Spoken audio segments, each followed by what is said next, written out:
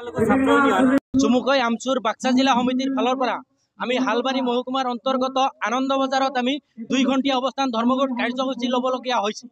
আসলতে 2 ঘণ্টীয়া অৱস্থান ধৰ্মঘট কাৰ্যসূচী কিয় ল'বলগীয়া হ'ল, আপোনালোকে ইতিমধ্যে আমাৰ দাবীসমূহ শুনিছে। আপোনালোকে জানে যে বিটিসি চৰকাৰ প্ৰমোদ বড়োৰ নেতৃত্বাধীন যি বিটিসি চৰকাৰ, তেওঁলোকে আসলতে বিভিন্ন সময়ত আমি দেখা পাওঁ উন্নয়নৰ নামত যি ঢাক ঢোল বজাই আছে। আসলতে এই কথাটো আজি স্পষ্ট হৈছে যে বিটিসি চৰকাৰে বিটিএডি অন্তৰ্গত বিটিআৰৰ অন্তৰ্গত যি উন্নয়নমূলক কাম কাজ তেওঁলোকে কিন্তু কৰিব পৰা নাই আৰু তেওঁলোকে সম্পূৰ্ণৰূপে ব্যৰ্থ হৈছে বুলি আমি অভিযোগ উত্থাপন কৰিছোঁ। আৰু এই কাৰণে অভিযোগ উত্থাপন কৰিছোঁ, আপোনালোকে দেখা পাইছে বিশেষ কৰি হালবাৰী মহকুমাৰ অন্তৰ্গত বিভিন্ন এলেকাত যি ৰাস্তা ঘাটৰ যি জৰাজীৰ্ণ অৱস্থা, বিভিন্ন সময়ত ছাত্ৰ ছাত্ৰীসকল দুৰ্ঘটনাত পতিত লগা হৈছে। বিভিন্ন সময়ত স্কুলীয়া ছাত্ৰ ছাত্ৰীৰ সমান্তৰাল গৈ কৃষক সমাজে দুৰ্ভোগ ভুগিবলগীয়া হৈছে। ৰাস্তাটো আচলতে ক'ব নোৱাৰি, এই ৰাস্তাসমূহত প্ৰকাণ্ড গাঁতৰ সৃষ্টি হৈছে।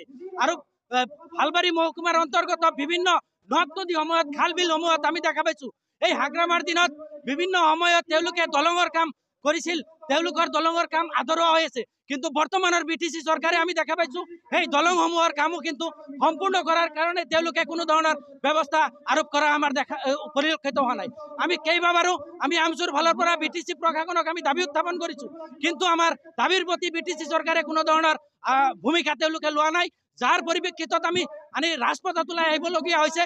আমাৰ এই দাবীৰ প্ৰতি যদি বিটিসি চৰকাৰ বা অসম চৰকাৰে কোনো ধৰণৰ ভূমিকা নলয়, তেতিয়াহ'লে কিন্তু পৰৱৰ্তী সময়ত স্কুলীয়া ছাত্ৰ ছাত্ৰী তথা ৰাইজক ওলাই লৈ আমি সমূহ বিটিসি তথা বাক্সা জিলাত বিশেষ কৰি হালবাৰী মহকুমাত আমি ৰাজপথ অৱৰোধ কৰি প্ৰতিবাদী কাৰ্যসূচী ল'ম। এনেকুৱা ভয়ংকৰ প্ৰতিবাদ কৰিম, আমি গণতান্ত্ৰিকভাৱে সদৌ বাক্সা জিলাখন আমি স্তব্ধ কৰি দিয়াৰ কাৰণে আমি বাধ্য হ'ম। ইয়াৰ পিছতো যদি চৰকাৰে আমাৰ দাবীৰ প্ৰতি কোনো ধৰণৰ সহানুভূতি কৰে, আমি সেইকাৰণে শেষবাৰৰ কাৰণে চৰকাৰক বিটিআৰ চৰকাৰক সকিয়নি দিব বিচাৰিছোঁ। আজিৰ পিছত যাতে আমি কোনো ধৰণৰ কাৰ্যসূচী হাতত ল'ব লগা নহয়, আজিয়ে যাতে আমাৰ শেষ কাৰ্যসূচী হয়, এইটো আমি বিটিসি চৰকাৰক সকিয়াই দিব বিচাৰিছোঁ। ইয়াৰ পিছত যাতে আমাৰ দাবী যদি চৰকাৰে মানি নলয়, ভয়ংকৰভাৱে গণতান্ত্ৰিক আন্দোলন গঢ়ি তোলা হ'ব আৰু বিটিসি চৰকাৰ স্তব্ধ কৰি দিয়াৰ কাৰণে আমি বাধ্য থাকিম। 2 ঘণ্টীয়া অৱস্থান ধৰ্মঘট কাৰ্যসূচী লৈছোঁ। আনন্দ বজাৰত 2 ঘণ্টীয়া অৱস্থান ধৰ্মঘট আৰম্ভ কৰিছোঁ।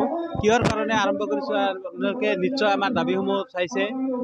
আমাৰ যি প্ৰমোদ বড়ো চৰকাৰ, বিটিআৰৰ চৰকাৰ, প্ৰমোদ বড়ো চৰকাৰে আমাৰ এই বিটিসিখন যেতিয়া নিৰ্বাচন আহিছিল তেতিয়া আমাৰ ছুইজাৰলেণ্ড বনাবলৈ যি কথা কৈছিল, আমি আজি বিটিআৰ চৰকাৰখন চাই পাইছোঁ যে বিটিআৰ চৰকাৰখন এনেকুৱা অৱস্থা হৈছে যেনেকুৱা নেপেৰা নেৰাখন বৰষুণ পৰি থাকে, বৰষুণ পৰিলেও সব কিছু উলট পালট হৈ যায়, এনেকুৱা বৰষুণৰ নিচিনা হৈছে বিটিআৰ চৰকাৰখন। বিটিআৰ চৰকাৰ যিবোৰ প্ৰতিশ্ৰুতি দিছিল আমাক, সেই প্ৰতিশ্ৰুতিবোৰ কোনো ধৰণৰ কাম কৰা নাই। আমাৰ যিবোৰ ৰাস্তা ঘাট, এই ৰাস্তা ঘাটবোৰ যেনেকুৱা অৱস্থা হৈছে, কোনো ধৰণৰ স্কুলৰ ল'ৰা ছোৱালীবোৰ সময়মতে আহিব নোৱাৰে। তেওঁলোকে স্কুলৰ ৰাস্তা ঘাটেদি যাওঁতে ৰাস্তাবোৰ এনেকুৱা ডাঙৰ ডাঙৰ পুখুৰীৰ নিচিনা গাঁত হৈ থাকে, সেই গাঁতেদি যেতিয়া যাব ওলায় ল'ৰা ছোৱালীবোৰ পানীত বাগৰি পৰি যায়, সৰু সৰু গাড়ীবিলাক যাব নোৱাৰে, এই ৰাস্তাবোৰেদি এনেকুৱা অৱস্থা হৈ যায়। আমি বিটিআৰ চৰকাৰক আহ্বান জনাইছোঁ, অনতিপলমে আমাৰ এই ৰাস্তা ঘাটসমূহ যদি তেওঁলোকে ঠিক কৰি নিদিয়ে বা মেৰামতি কৰি নিদিয়ে, আমি ইয়াৰ পাছত ইয়াতকৈ ভয়াৱহ আন্দোলন কৰিবলৈ আমি বাধ্য থাকিম।